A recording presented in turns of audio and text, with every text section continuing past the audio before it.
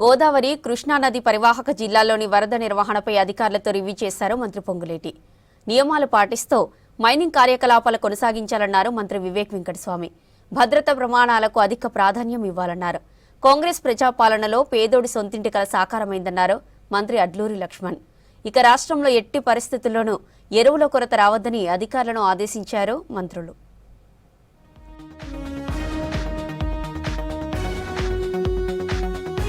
సెక్రటేరియట్లో గోదావరి కృష్ణానది పరివాహక జిల్లాల్లోని వరద నిర్వహణపై రివ్యూ చేశారు మంత్రి పొంగులేటి శ్రీనివాసరెడ్డి.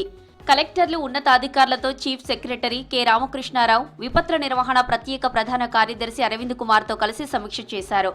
వాతావరణ మార్పులతో ఆకస్మికంగా వచ్చే వరదలు, వర్షాల సమాచారాన్ని ఐఎండీతో సమన్వయం చేసుకుని శాస్త్రీయంగా విశ్లేషించుకొని ఎప్పటికప్పుడు పై స్థాయి నుంచి కింది స్థాయి వరకు అందించేలా వ్యవస్థను రూపొందించుకోవాలని అధికారులను ఆదేశించారు.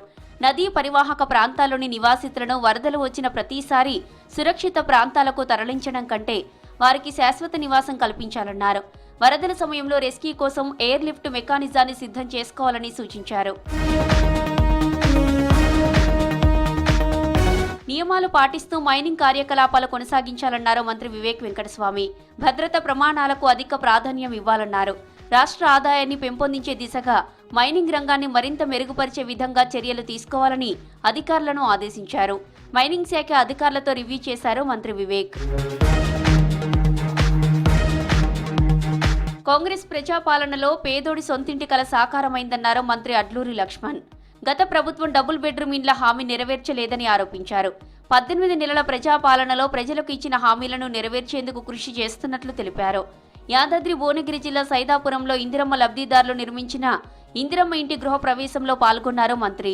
ఈరోజు ఇందిరమ్మ ఇల్లు మొదలుపెట్టి పూర్తి చేసుకుని రాజమల్లని మా సోదరుడు మా ఇలన పట్టుబట్టలు పెట్టి ఇందిరమ్మ ఇంటి కలను ప్రారంభోత్సవం నా చేత మీకు చేసినందుకు నిజంగా నాకు సంతోషంగా ఉంది. ఎందుకంటే ఆ వర్గంకి వెళ్ళి వచ్చిన వాళ్ళంగా పేదవాళ్ళ కష్టాలు తెలిసిన వాడిగా ఏదైతే మా ముఖ్యమంత్రి వారు రేవంత్ రెడ్డి గారు పేదవాళ్లకు మంచి జరగాలి, పేదవాళ్లకు అన్ని విధాలు ఈ ప్రభుత్వం అండగా ఉండాలనే ఆలోచన రాహుల్ గాంధీ గారి ఆలోచన ముందుకు తీసుకెళ్తున్న సందర్భంలో ఈరోజు ఇందిరమ్మ ఇల్లు ప్రారంభించుకోవడం జరిగింది. నల్గొండ జిల్లాలో ఎట్టి పరిస్థితుల్లో ఎరువుల కొరత రావద్దన్నారు ఇన్ఛార్జి మినిస్టర్ అడ్లూరి లక్ష్మణ్.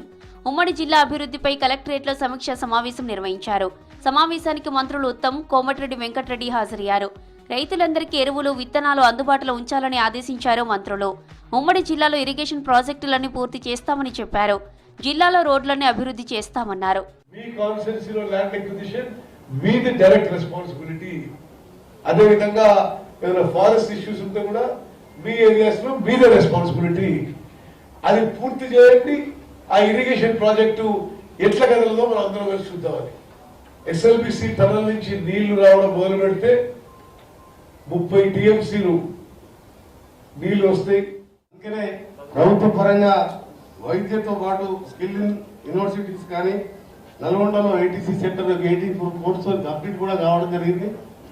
అది కానివ్వండి, ఆర్ఎండ్బి శాఖ దగ్గర ఎక్కువ నిధులు మన జిల్లాకు ఇవ్వడం జరిగింది. ఇంకా కూడా ఇవ్వాల్సిన అవసరం ఉన్నది. నిన్ననే సంగం బ్రిడ్జ్ కూడా 45 కోట్లతోని జీవోబీ ఇవ్వడం జరిగిందని చెప్పి భువనగిరి శాసనసభ్యులు ప్రత్యేకంగా. చివరి లబ్ధిదారుడికి కూడా సంక్షేమ పథకాలు అందించడమే కాంగ్రెస్ ప్రభుత్వ లక్ష్యమన్నారు మంత్రి వాకిటి శ్రీహరి. మంత్రులతో ముఖాముఖి కార్యక్రమంలో ఎక్కువగా ధరణి సమస్యలే వస్తున్నాయని చెప్పారు. హైదరాబాద్ గాంధీ భవన్లో నిర్వహించిన ముఖాముఖి కార్యక్రమానికి మంత్రి వాకిటి శ్రీహరి హాజరయ్యారు.